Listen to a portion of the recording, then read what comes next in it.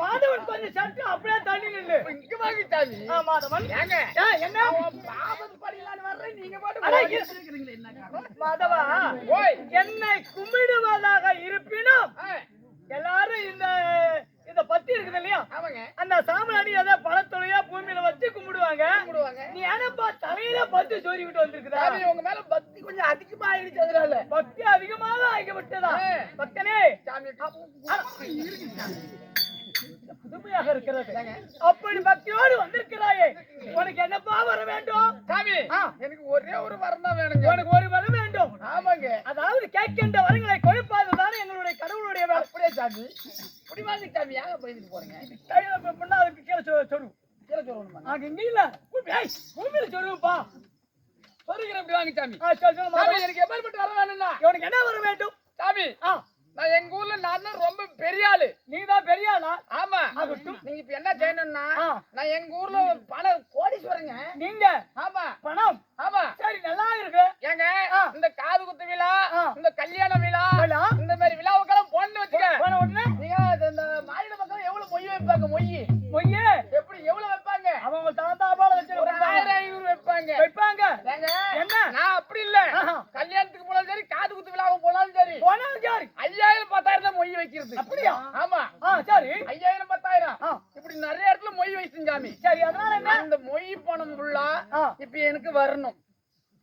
நீ செஞ்சிருக்கின்ற மொய் உனக்கு திருப்பி வரணும். அதனால எங்க வீட்டுல நாங்க ரெண்டே பசங்க நானே எங்க ஆயாவை மட்டும் தான் இருக்கிறோம். சரி எனக்கு தம்பி ஏதோ தங்கச்சினாலும் கல்யாணம் பண்ணி அந்த மொய் பணத்தை போல வாங்கி போடுவேன். நானே எங்க ஆயா ரெண்டே பேர் தான் மட்டும் தான் இருக்கிறோம். சரி அதனால நீங்க என்ன பண்ணணும்னா அந்த பணம் போல வரணும்னா நம்ம வீட்டுல ஏதோ விழா நடந்தா தானே வரும் வந்து மொய் வைப்பாங்க. ஆமா அப்படி ஒரு விழா ஏதாவது நல்ல காரியம் நடக்கணும் அப்பதான் மொய் போடுவாங்க. அதனால நீங்க என்ன பண்ணணும்னா நான் என்ன பண்ணணும்? எங்க ஆயா 70 வயசு ஆயா இருக்குது.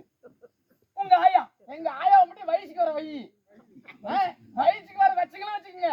நான் அந்த மொய் பண்ணதுல நான் வாங்கி வந்துருமுறேன். மதவன் எனக்கா ஒரு ஆயா இருக்குது. ஆமா அந்த ஆயாவை வயசுக்கு வர வைக்கணுமா? ஆமா இதுதான் உன்னுடைய வேண்டுதலா? நீங்க வயசுக்கு வரத்தான் வச்சு அவனை வந்து அவனை வயசுக்கு வர வைக்கணும். மாதவன் அப்படிப்பட்ட வரத்தை நான் என்னால் தர இயலாது. ஏன்னா பாட்டி பாய் வயசுக்கு எப்படி வருவாங்க? பாட்டி வயசுக்கு வந்தாங்க மொய் படுத்து வாங்க முடியும். மொய் போடுவாங்க அப்பதான். அதனால பாட்டி வயசுக்கு வர வைங்க. பாட்டிக்கு வயசு வர மாட்டாங்க. வயசு ஆகிட்டே போகும். அதனால அப்பேற்பட்ட வரங்களை கேட்டா அது யாருக்கு என்ன ஒண்ணு எண்ணம் என்ன நினைக்கணும் அதுக்கு தான் வரணும் நினைக்கிறேன். எனக்கு இன்னொரு சந்தேகங்க. என்ன சந்தேகம்? இப்படி சாமியா இல்ல பொய் சாமியான்னு எனக்கு சந்தேகமா இருக்குது. சரி என்ன பேப்பருக்கு பிரச்சனை? நான் 3 டெஸ்ட் வைப்பேன். 3 டெஸ்ட் வைக்கிறியா? அந்த 3ல நீ ஜெயிச்சா மட்டும் தான் நீ உண்மையான சாமி. மனிதனா பிறந்தா கடவுளுக்கே டெஸ்ட் வேண்டி இந்த மாதிரி தான் பண்றாங்க. எல்லாம் நீங்க டூப்ளிகேட் சாமி. சரி என்ன பண்ணோம்? எப்படினாங்க? ஏங்க சாமி இதுக்கு பேர் என்னங்க? இதுக்கு பேர் கல்லு. இதுக்கு பேர் கல்லு. கல்லு ஏங்க இது ஏங்க கிணத்துக்குள்ளார போட்டா முழுவுது?